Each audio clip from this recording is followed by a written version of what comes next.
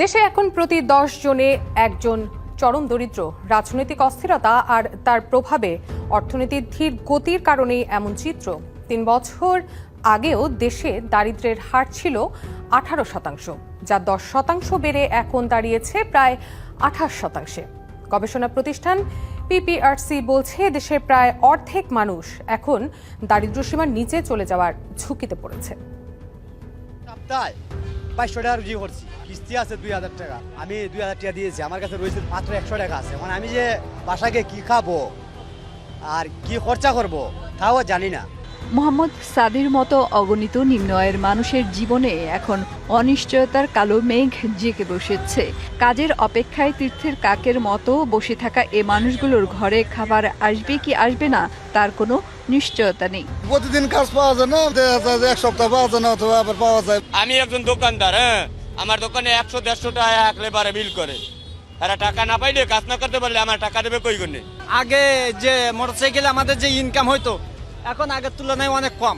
বহু অপেক্ষার পর অনেকেই দেখা পান কাঙ্ক্ষিত একটি কাজের, কিন্তু মাথার ঘাম পায়ে ফেলেও শ্রমের মূল্য যা মেলে তাতে দিনের বেঁচে থাকার খরচটাও জোগানো যাচ্ছে না। উপার্জনের টাকায় সঞ্চয় তো দূরের কথা, জীবন ধারণের তাগিদেই অনেককেই ভাঙতে হচ্ছে জমানো শেষ সম্বলও। বাজারের দিক দিয়ে যদি একটু সঞ্চয় করা যায়, অন্য কাজে লাগাই, বাজারে যদি পরিপূর্ণ টাকাটা বেশি লাগে তখন দেখা যায় আর বাড়তি যে আমরা একটা ছেলে মেয়েদের একটা চাহিদা ওটা পূরণ করতে পারি না আর কি। বেসরকারি গবেষণা প্রতিষ্ঠান power and participation research centre পিপিআরসির গবেষণা বলছে গেল 3 বছরে 18% থেকে বেড়ে দারিদ্র্যের হার হয়েছে প্রায় 28%। আর কাগজে কলমে দারিদ্র্যের ঘরে না থাকলেও আরও প্রায় 18% মানুষ আছেন যারা যে কোনো সময় ঢুকে যেতে পারেন দারিদ্রতার ঘরে। সেই হিসেবে এখন গরিব হওয়ার ঝুঁকিতে আছেন প্রায় 46% মানুষ।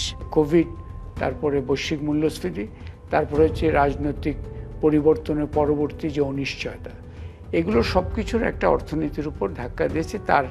সেটারই একটা প্রতিফলন বলতে পারেন যে দারিদ্র্য বাড়ার।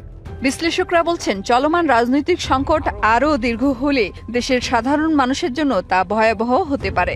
ওইসব অনিশ্চয়তার কারণে অর্থনীতি নিয়ে যারা উদ্যোগ নেবেন তারা অনেকটা পজের মধ্যে আছে, এবং তার ফলে কি হচ্ছে, ওই দারিদ্র্যের বিষয়টা বাড়বে।